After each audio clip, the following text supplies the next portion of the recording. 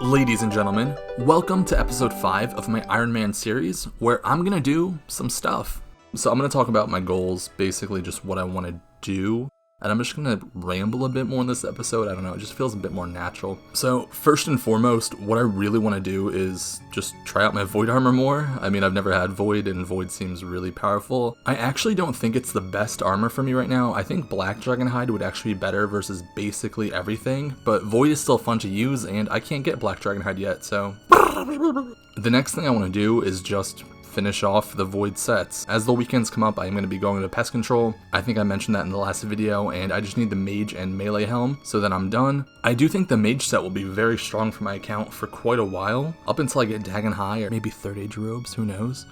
And the Melee set, it should be replaced by the time I get Torso, Barrow's Gloves, basically the max strength bonus, but I think it's actually very close, especially considering I'm on the fence about getting 45 defense or not, so I don't think I'll be able to get a Zerker Helm for quite a while, so I think Void is actually very similar damage output, and it's just easier, so I don't know. I'm also going to be working on the requirements for Lunar Diplomacy more. I think all I need to do is mining. I don't know if I have any mining clips in this video, but this is around the time where I did get the mining requirement, so FYI. I've been thinking I have a lot of stuff to do on this account, so I think I'm going to actually wait for Lunar Diplomacy a little bit, especially after I found out the whole, I can't use Humidify to Mine situation because it's locked behind 85 combat for Dream Mentor, which is kind of sad. I'm going to hit 85 combat eventually, but not for quite a while because, again, I want to get my range and mage up to just basically max out my combat so I'm stronger for my combat level and then I could PK better. And last of all, we're going to do some mage training. I think episode 3, I talked about going to the Mage Training Arena a little bit every day, and I've been keeping that up. As a reminder, I want the wand, the Master Wand, I want the Mage's Book, I want the Infinity Boots, and I need Bones to Peaches for I also need Bones to Peaches for, I think it's the Lumbee Hard Diary, maybe the Elite, but I also realized that Lumbee has a prayer restriction, and I'm in the middle of really debating what the end game goals are for the account, and one of the concepts was a 49 prayer build so I can finish at 100 combat. That would mean that I can't get smite, and therefore I'm blocked out of a lot of diaries. So I don't know, I'm gonna put the things on screen right now so you can see what I'm debating between, like which builds, or the final build is just get 101 combat or whatever, so yeah. Well, let's get to it. As another fun fact, just as I leveled up my runecrafting enough so that I would no longer get runecrafting from Tears of Guthix, the new RC minigame came out. So now, I replaced one runecrafting minigame with another. It's great. What's it called? Guardians of the Rift? Yeah, I think it's Guardians of the Rift. I don't really like it, I'm sorry, but I'll do it later. By the way, I don't know why I'm in just a really blib blab chatty mood, so I'm just gonna keep on chatting, talking, blabbering. That's the word I was looking for, blabbering. Basically, when it comes to Tears of Guthix, obviously this is a pretty straightforward minigame in general. However, there is either a RuneLite plugin or you can go to a clan chat called TOG Worlds, and what it does is it finds worlds that have the streams in green, green, green, blue, blue, blue order. You're probably wondering why this is important, and I hear you barking, big dog, so let me explain. Because the 3 green streams move back to back to back, you don't need to worry about them interrupting the blue streams. And because the blue streams move back to back to back, once a blue stream moves, the first one, as you enter, you go to the first blue stream, not the second or the third, the first, and then start filling up your little bowl. You're just going to sit there and fill it, and then the 3 green streams will move, 1, 2, 3, blah, blah, blah, blah, blah, and then all of a sudden your stream will move somewhere else. Then you know there's 2 blue streams that are about to move, and because the other 5 spots are filled, you actually have a 30% chance that a blue stream will come back to where you're standing and you will miss no game ticks of filling up your little bowl.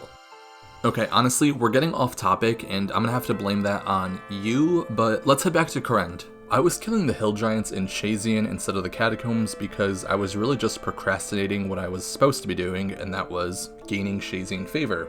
When you get 20 Shazian favor, you're able to start the Shazian quest, which is Tales of the Righteous. This quest is a fairly short quest, but once you finish it, just like every other Kourend questline, you get a teleport added to your memoirs, which gives you a teleport to that city. So in this case, we get a teleport to Shazian! Woo!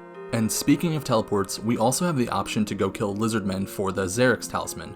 The Xerix Talisman actually has very similar teleports to the Kraz Memoirs, whatever it's called. No one knows. But it also lets you teleport to Raids 1, which will be nice way later in the account, And it can be mounted in a POH, which will be nice, again, way later in the account.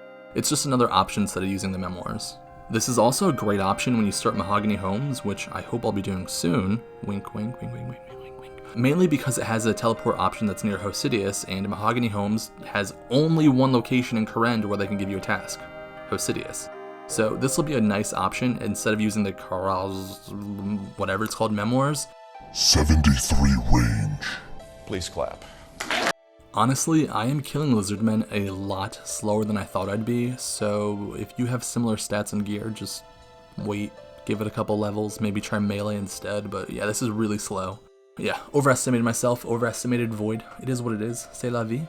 And we get the talisman on kill count 348,512.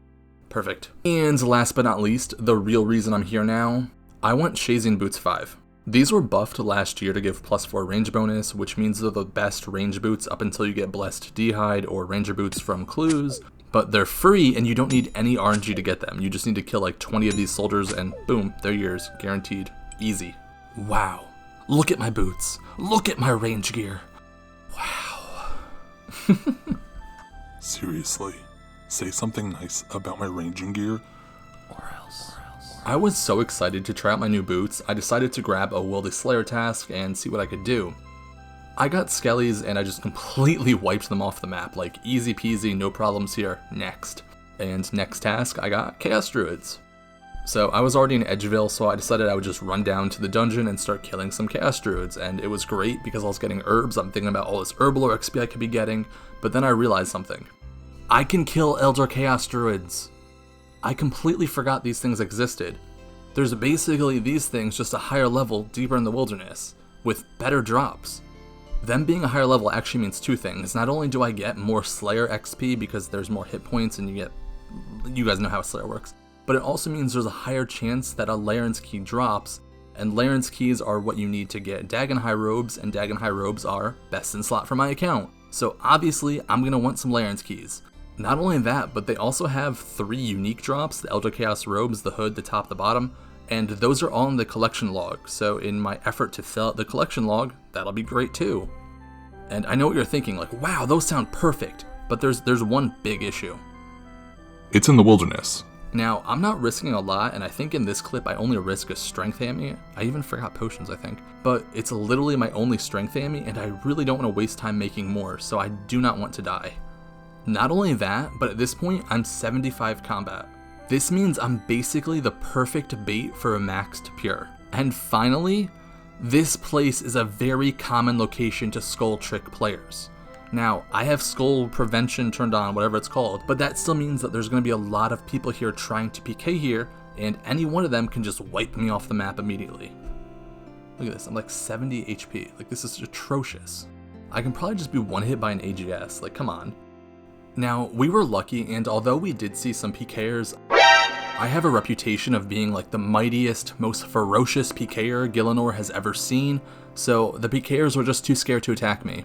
Unfortunately, I didn't get any unique drops, but I think this is a fairly common task, so there's always next time.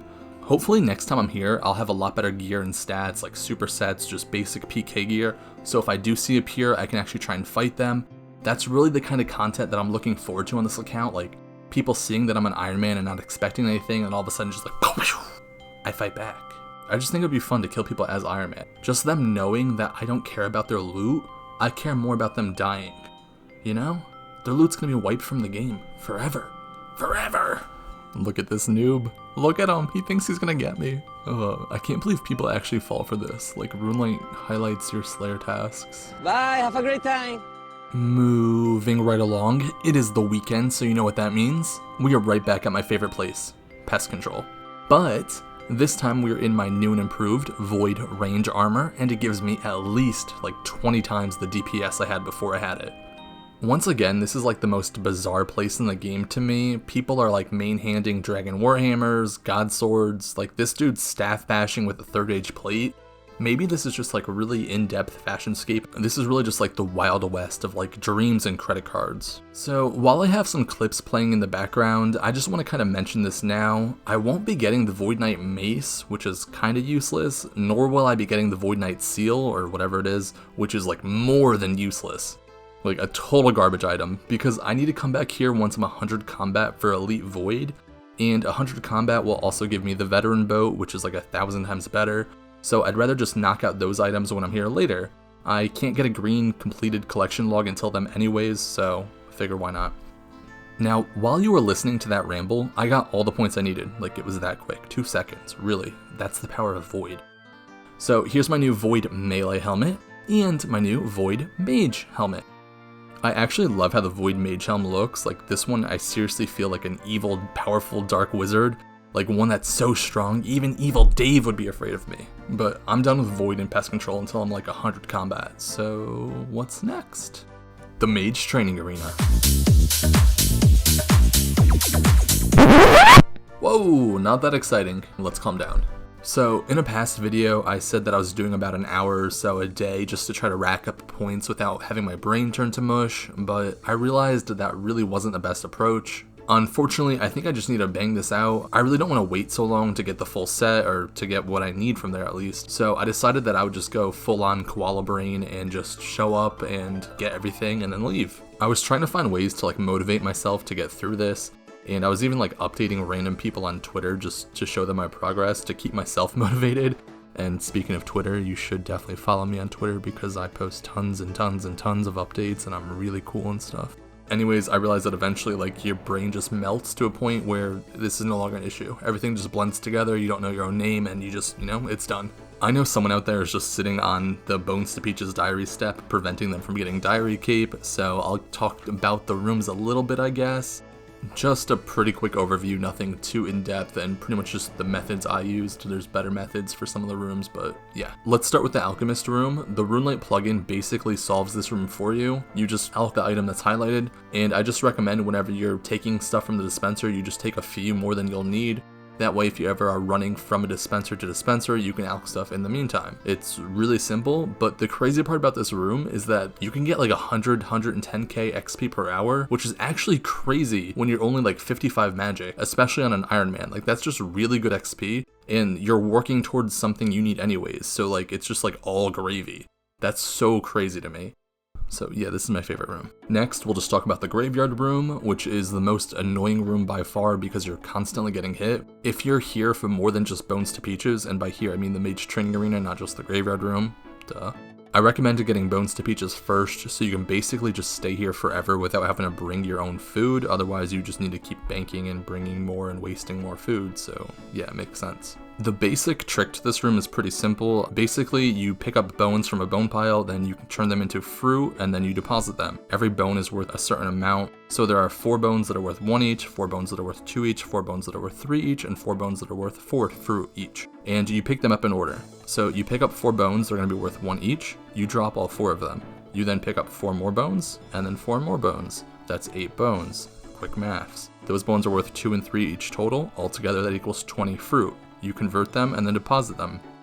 You then pick up 8 more bones, they're going to be worth 4 each, and then 1 each, again that's 20. Then you're going to get 4 bones that are 2 each, 4 bones that are 3 each, 20. And you just repeat the cycle over and over and over. And at some points you just need to use Bones to Peaches or eat some food or something so you don't die, and you just keep doing this over and over and over. This is probably the most mind-numbing room because you're always doing something, so it's less AFK, but you're also like doing the same thing, it's just spam clicking.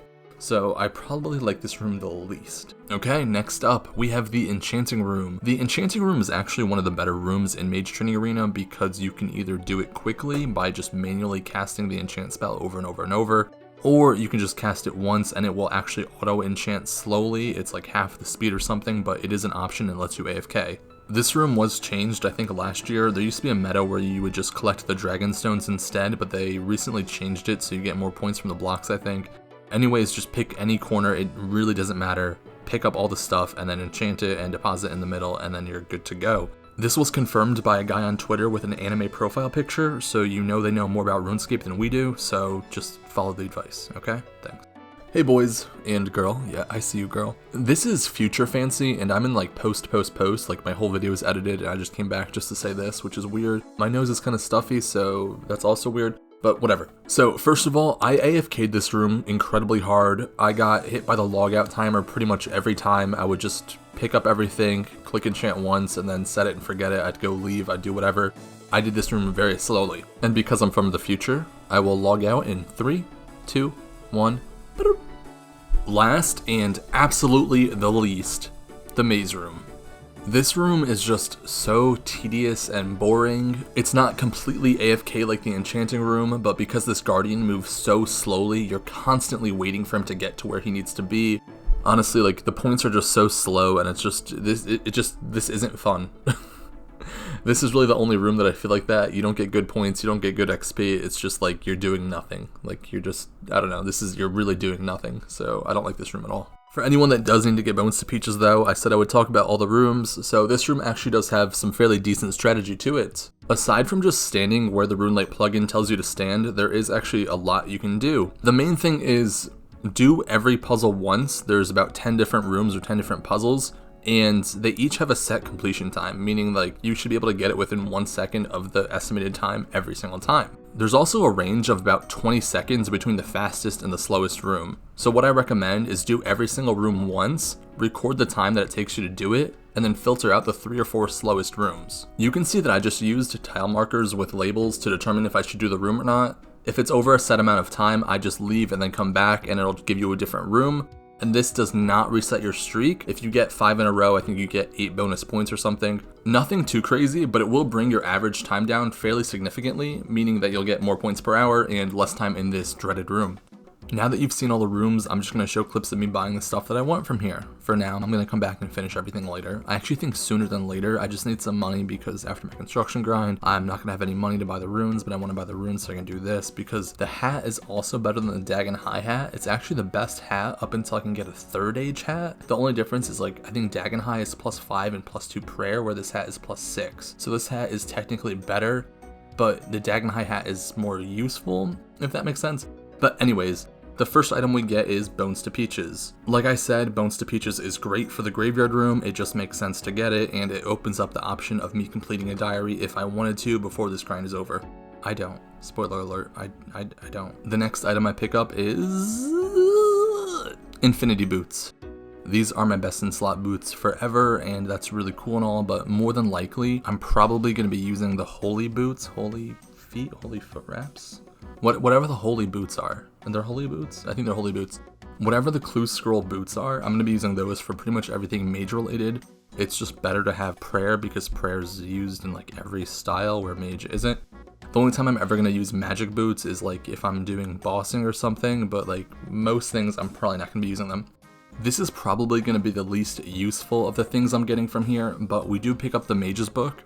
This has both best in slot mage offense and defense, which is great at +15 for both. However, once again, prayer is just so strong. Items like the Book of Darkness that give +10 mage attack and 5 prayer are normally better, but maybe at things like Zulrah or something I might pull this out, but we'll see. Probably super late game when I'm doing raids or something too. Also, part of the reason that I picked this up before the Master Wand is because I know myself, and I realized that if I actually got the Master Wand, I would never come back for the book until I absolutely wanted to finish the log. So I decided to take this first, and then I can work slowly towards the Master Wand. I'm so smart. The other nice thing about the Master Wand is, although it is expensive, you can actually buy it in parts. You buy the Beginner Wand, the Apprentice Wand, the Teacher Wand, and then the Master Wand. So it feels like you're getting something throughout the grind instead of just having to save all your points for the end. So I like it. So of course we start with the Beginner Wand.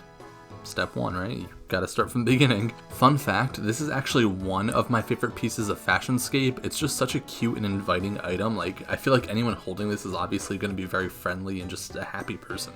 I don't know, just look at the happy little leaf. Like, come on. I don't know, I just really love this item. Next up, Apprentice Wand. It's ugly as butt, but and then the Teacher Wand. This is actually very similar to an item from RFD. I think it's called the Skewer. I think it's the Skewer. I'm gonna put them both on screen, right here. Wow. I think it looks like oddly similar, for one being like a high level wand and the other being like a basic kitchen utensil, but whatever. And last but not least, we finally get the... I'm just kidding, I'm actually out of runes. Fun fact, because I know you love my fun facts now. These 2 clips total 22 minutes. Yay! Also, there's a kid screaming outside. I don't know if you can hear it, but I figured that since I was already at Mage Bank, I might as well just knock out Mage Arena 1. For anyone that doesn't know, Mage Arena 1 is a fairly simple mini-quest with 2 main parts. The first is you defeat this guy, Collodion, in different forms where he gets progressively stronger. This is fairly simple because he only uses magic and you can just safe spot him where you see on screen or just use Protect from Magic. Very easy. I also don't think you can get hit while doing this unless what happens to me here happens where they just kind of wander away for no reason at all and then you're vulnerable, but for the most part you're always in combat, so you're not that likely to get attacked by another player. The second part of this mini quest is where you actually are likely to be attacked by another player. During this part of the quest, you need to cast their god spell with the respective god staff 100 times to be able to use it outside of this area.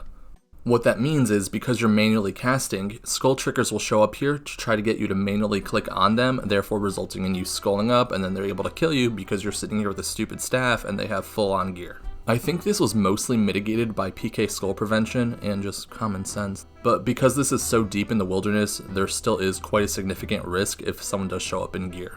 As you can see on screen, I'm wearing full armor, and the reason for this is actually because I want to splash. If I'm always in combat, I don't need to risk clicking on someone by mistake, and I also don't need to risk someone interrupting my fight and therefore killing me. I also stand in the most southeastern corner because I think it's just the hardest to see for anyone that's not hopping in the middle of the arena. If you're outside the lever or by the entrance, it's just hardest to see. We were lucky and we didn't see anyone, so we made it out safely, and when it came to picking which god cape I wanted, I picked all of them. Nothing stops you from just taking them all, so I did. I grabbed about 25 or 30 of each of the capes, that way I just had plenty to stock up on as I inevitably die in the wilderness later on trying to PK, but yeah, I don't really care about these capes. I don't think I'm going to wear them for anything other than PKing, so yeah.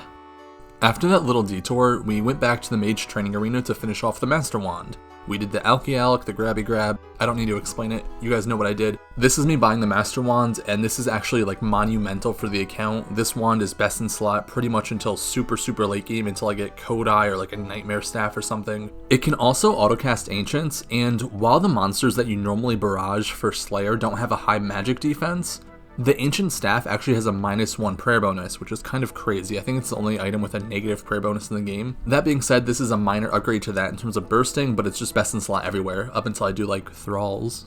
Thralls are so good. Like, they really are like the best magic option, and I don't, they're crazy. Just to look at my mage gear now. Plus 60 magic attack bonus. That's crazy for how low of a level we are. I mean, we're not that low compared to like a pure, but in general, we're like a low level.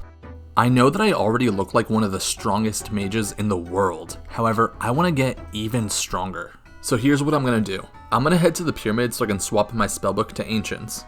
And then I'm going to head to Forthos Dungeon so I can burst some Temple Spiders. These are a great option for XP as there's so many of them, and they actually have some really good drops as well as a grubby key drop which lets you open this magic grubby chest. And that can actually give you ranging potions, which will be really useful for my upcoming Slayer grinds, and actually one specific grind for a collection log item that you'll have to wait and see. Dun, dun, dun. All that being said, you're probably like, but why do you really need the XP right now? I'm 76 magic and I really want 77. I plan to do Mage Arena 2 as soon as possible, and one of the best spells for Mage Arena is Charge. Charge may not be the most popular spell, but it has a huge impact. At 77 magic, I can use a Wizard Mind Bomb to reliably boost to be able to use Charge, and during Mage Arena, which is really the only time you use the god spells these days, it makes your max hit go from 20 to 30. That's insane, like that's actually like an amazing upgrade. And as you need to use god spells for Mage Arena 2 bosses, this is the perfect time to use this. Let's see how it works.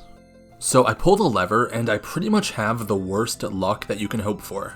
There's someone standing under me and I don't know if it's a PKer or not, and just a second later an actual PKer shows up. Thankfully, as I mentioned before, I am the most feared PKer in all of Gielinor, so I know this guy won't touch me, and therefore, just like Eminem, I'm not afraid. Aside from the mini heart attack that I had when I first pulled the lever, we didn't really have any other issues. The wilderness is kind of dead. So I'm scouting the bosses, that way I can go back, bank, and then show up to them with a full inventory of food, that way there's no issues. However, you may notice that I have a skull above my head. And not just any skull, a high risk PK skull.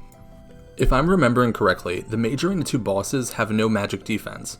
That means that when you're fighting them, your best bet is to stock up on your own magic defense because your spells will hit no matter what. This is partially why I get items like the Mage's Book or Infinity Boots before I do this, because they have great magic defense and will therefore help with this battle. What I didn't realize is that high risk worlds were recently changed in like the past year or so. The high risk rules that I remember just didn't allow you to use your protect item prayer, meaning people wouldn't risk a +1 and therefore there was less activity in the wild. Apparently this was changed so that none of your items are protected on death, regardless of if you're skulled or not. Yes, I almost just risked all of my Mage Training Arena stuff just after getting it.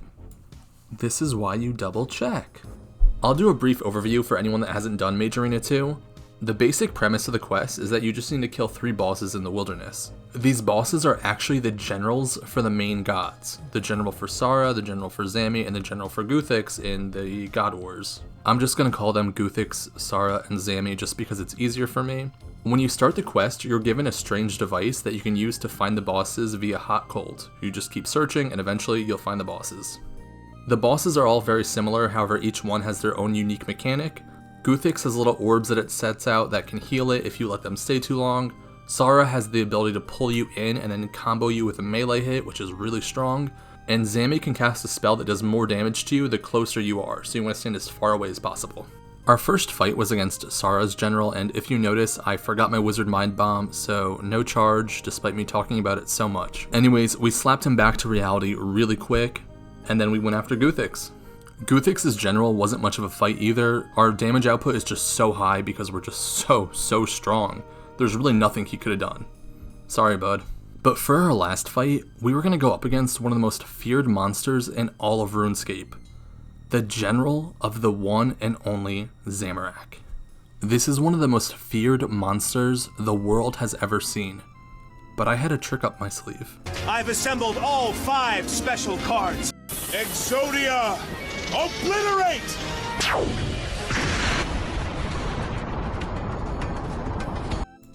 Easy. Now that we have all 3 of the demon hearts, we're able to finish up the mini quest and get our imbued god cape. That sounded weird. I feel like I'm losing my voice from talking so much. Best in slot mage cape unlocked. We went with the Sara cape because I'm actually getting all 3 of them. Dun dun dun. Honestly, my favorite one of these capes is definitely the Guthix one. I think the blue-green color scheme is fine, and honestly I do like the other color schemes better. However, with the Sara cape, I just feel like the logo is just kind of boring. And with the Zamorak cape, is it just a fancy W? Is it just a weird mustache? What really is it? I like the Guthix cape because of the teardrop, and obviously it signifies that I am a killer. So I think I'm going to end the video here. We got a lot of big upgrades, and we're doing pretty good with our magic items. The other upgrades will come way later as they're locked behind things like 95 crafting, 95 slayer, and even raids. Next video, I hope to keep up the momentum and knock out a few more best in slot items, so be ready. In the meantime, like and subscribe, and even comment below or something.